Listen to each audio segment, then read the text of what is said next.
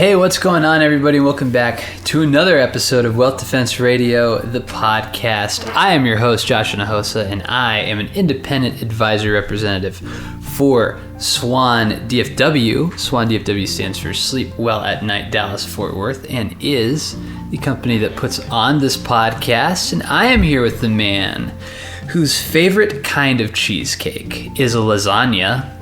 It is Hector and Josh. Okay. Good morning. Hector started Swan DFW 10 plus years ago. Yeah, a couple of months, it'll be 11. Wow. Pretty crazy. Hector is a certified financial planner, which is the top mark in our industry. Hello, and welcome to Swan DFW. If this podcast is bringing you value, please like it and share it. We really want to help more and more people get educated in especially retirement planning. And we feel like the more you know about that and know about our industry and know about how it works, the better chance we have of winning your business. So please share that with somebody and like this especially if you're on YouTube. The last couple of weeks, we've been doing a mini-series that I'm going to let Hector explain, and this week we are probably concluding that. Yeah.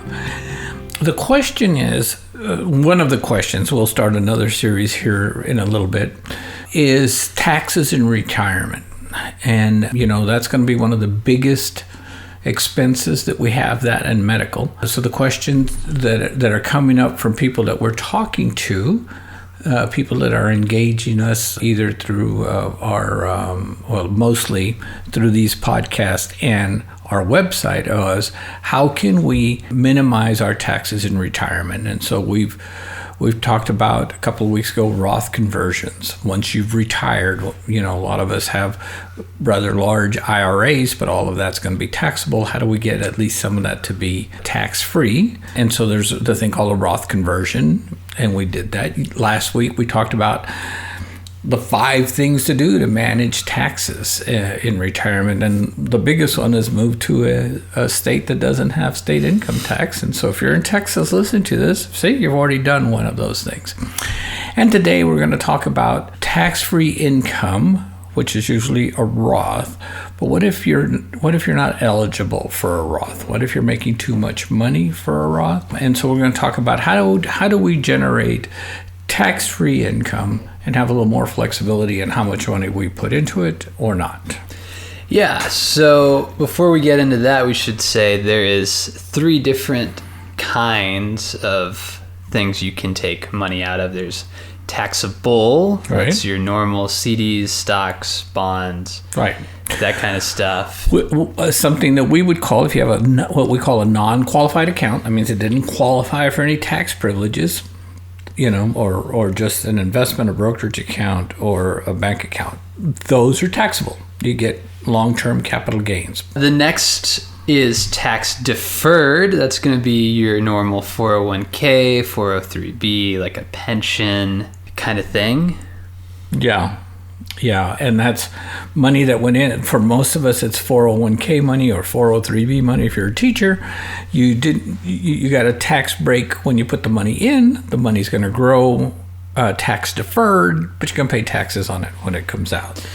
Yeah, and the kind we're talking about for the most part today is tax-free money. Right, and there's really kind of 3 of those. I don't want to leave it like the only one we talk about is the one that is available. Roth IRAs are usually the best way to do that. You put the money in there, you pay the taxes on the income that you made, you put the money in there, and when that comes out, after 59 and a half and the account's been open for 5 years or longer, that's tax-free income. That's a good thing. Municipal bonds, as interest rates went up, they became another way to put money in, and the income that comes off of that, the interest that's earned on that, is also tax-free. So those are available. Sometimes you can't qualify for a Roth for whatever reason or don't have a Roth available. And so sometimes we look at something like we're going to talk about today, tax-free income. Yeah. So we have recorded in the past episodes all about Roths. especially last week's episode, 2 weeks ago, whenever that was. So if you're curious to learn more about that, you can listen to that entire episode. This, for the purposes of today, we're not going to talk about it, but just know that they exist. Sure. So why don't you guide us through? Yeah. So what we're going to talk about today is funded through a life insurance policy. So the very, very first thing that we want to make sure, because no matter how you do it, life insurance is never an investment, right? It's just not. It's life insurance. It's there for a catastrophic event.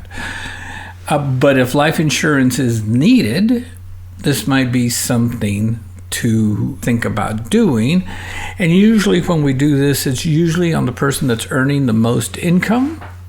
And because if something were to happen to them, then the family would have a challenge. And so having a lot of life insurance on that high income individual is a good thing. So first thing, you got to have a life insurance need. Assuming that you have a life insurance need, just so that it makes sense and we can start seeing how some big numbers work and then small numbers work. One of the things that we talk about is a 40-year-old. What would happen if a 40-year-old starts to think about retirement and can put more money than what he's putting into a 401k, so he's doing really well. Yeah. And instead of just putting it into a non-qualified account, he takes $25,000 a year and starts funding here it's an indexed universal life policy. It's complicated. We'll get into. We'll just do a life insurance thing just to talk about life products. Today we're going to talk about the sizzle. What happens if you do it? So he's going to put $25,000 a year. He's going to do that from age 45 to age 65. And so over a period of those 20 years, he's invested into this life product $500,000. And for that, when he put the first $25,000 in there, he had $427,000 roughly of life insurance death benefit that would be tax-free. Again, life insurance is kind of at the core. We need that. So if he dies before he gets to 65, his family is taken care of. By the time he gets to 65, because the life insurance will continue to grow, by the time, in this example, by the time he gets to 65, he's got almost $1.2 million in life insurance death benefit. So that's a good thing. Because we're not going to be able to show what Hector is reading on the screen to consolidate all of the things he just said. We're starting at 45 years old. Mm-hmm. Every year, you're putting in $25,000 worth of payment. In this example, he did, yeah. We have about $430,000 death benefit in year one. Yep. By the end, after his 20th $25,000 payment, he has about $1.2 million in death benefit without doing anything. Right. Other than paying his annual He's check. just continue to fund it. And all of that money is tax-free. Yeah, if he were to die, that all of that money is tax-free. The reason these are so difficult to talk about is because your health and there's a lot of things that are going to go into how this is going to work for you. So we're just giving you a broad stroke on this guy who's average health and is a non-smoker, good height and weight. So, yeah. We should also say none of this is actionable, and you should talk to a professional before you do any of this, because obviously. Yeah, it's very, very complicated. Yeah, so carry on. Okay, so now he gets to age 65. He's been doing this. He's got $500,000 invested. He didn't die. Now the question becomes, well, then why did he do that? Well, now in this example, he'll start taking $72,000 a year out of this life insurance product. So over a 20-year period to when he gets to 85, he will have taken out $1.4 million. So he put in $500,000 after taxes, and assuming he's alive at age 85, he will be taking out $72,000 a year over 20 years. That's about $1.4 million. And that $72,000 a year is tax-free. And that $72,000 a year pays while he's still alive. That's right. That's an important part of it. It is. And if he were to die, say at age 70, he would have taken $72,000 out for 5 years, roughly $350,000, and his death benefit would be around $900,000. So there's a lot of moving parts here, but for somebody that needs life insurance and somebody that can overfund, that can put more money into it, it will be worth looking at. Yeah. There are certain situations where something like this would work, but obviously not for every single person. Right. Because health is going to be a big part. Sometimes we have somebody who really, really wants to do it, but because their health wouldn't qualify, they're not medically qualified, this is not a good solution for them. So here's a general question. Does this kind of policy pay you infinitely until you die? Like the $72,000 a year payment, does that happen until you die, or is that like a set time, or does it depend on the policy? It's going to depend on the policy. It's going to depend on how the investment inside the policy worked. The good news is this is very similar to an indexed annuity. The investments can go up inside of this policy, but they can't go down. So again, there's a lot of moving parts. There's not a guaranteed lifetime income like there is with an annuity, but for most time we can set them up, use some very conservative return numbers, and get you income into age 85 or even to 100. So that's a big number, right? $25,000 a year is a big number. And so we had somebody who was about age 55, and his question was, well, I've got $8,000, which is what you can put in a Roth. Should I do a Roth, or should I do one of these life insurance policies that somebody talked to me about? And the question is, well, we don't know. We'd have to kind of look. Like you said, everything is different. But what we did here is we took $8,000 a year just to show them what something in this type of fix would be.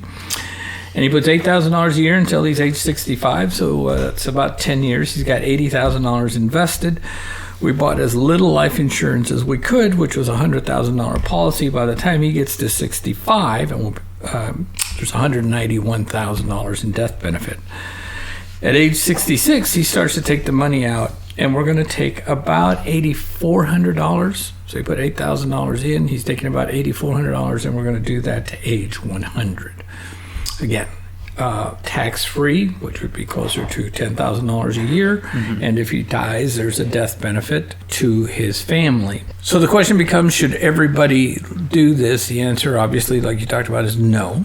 If you don't medically qualify, this is not a good solution for you. If you're in good health and you can overfund a life insurance policy, you should at least look at this. And we've had a lot of people who've done it and been very, very happy with it. But it's not for everybody, but it's something worth looking at, because it might be exactly the solution that you and your family need. Let's talk about a general question. Okay. Kind of zooming out. Okay. This, to many people, probably sounds similar to an annuity situation where you're paying money in and you're getting money out for a set period of time, not necessarily your whole life. What's the difference between this kind of life insurance policy? What a great question. The death benefit. For a product to be considered life insurance, there has to be leverage, right? You put, because life insurance, the death benefit is tax-free, you have to put in a smaller amount of dollars and get a bigger bang if we were to die. And there's some tax law that goes into that. So there's always going to be a death benefit. And because of that, you're paying life insurance. So sometimes these don't perform quite as well as an annuity because you've got an added expense of life insurance. You're always having to pay that life insurance out of the money that you're putting in. An annuity doesn't have a death benefit. That's really good because you don't have to pay expenses for death benefit. But if you have an annuity and you put $10,000 in it, then your family's going to get, and you die, then your family's going to get the $10,000 and whatever you made on it back. In a life insurance product, if you put $10,000 in this thing, there'll be $100,000 in death benefit if you die in the first year. So they sound alike, they look alike. Some of the investments inside are similar, but there's a death benefit, life insurance versus an annuity, and so that's a real important distinction. Yeah. And anybody can do an annuity, and only those that can qualify medically can do life insurance. I can sit down with anybody, show them an illustration, and say, I guarantee you that's what you're going to get. Life insurance is, okay, we think this is what you're going to get, but we've got to take an application, and then you got to do your medical records, and they got to look at those and look at your history, and then we'll be able to tell you, here's how much the life insurance is going to cost. So it's a more complicated product. Yeah, the life insurance process tends to be a little more involved, we'll say. To put it in terms of how long does it get to fund these things, an annuity, we can fund it within about a week to 10 days. Life insurance sometimes can take us 6 to 8 weeks because they got to do all the medical background to make sure you qualify. Life insurance companies, they don't trust anybody. They verify every single thing. I've had people say, well, I just took a physical. My doctor says it's great. Why am I going to take another physical with the insurance company? Because they want their own people doing the physical. They don't trust you or the doctor. Well, Not very trusting people. Not very trusting people. And then, like I say, the reason there's a bunch of stupid rules is because somewhere down the road, somebody tried to do something stupid. And somebody said, hey, we got to make a rule. So there you go. Yep. I hope that made some sense. It's complicated, but if it sounds like something you may want to at least look at, give us a call, send us an email, let us visit with you, and we'll put something together, ask you some qualifying questions, put something together so you can look at and see if it's something you want to pursue. Yeah, and if you would like to talk to two professionals that do podcasting on the side that you may or may not be listening to right now, we have a couple different ways that you can contact us. The first way is an email address, and that is info@swandfw.net. That is info, which is like short for information, at Swan, spelled like bird, DFW, like Dallas-Fort Worth.net. And we also have a phone number. It's 888-SWAN-DFW or 888-792-6339. All of those will be on the screen if you're watching, or in the description if you're just listening. That's awesome.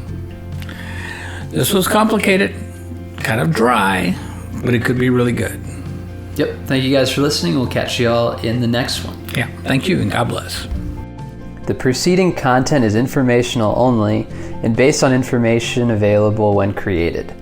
It is not an offer or solicitation, nor is it tax or legal advice. It does not consider your financial circumstances and objectives and may not be suitable for you.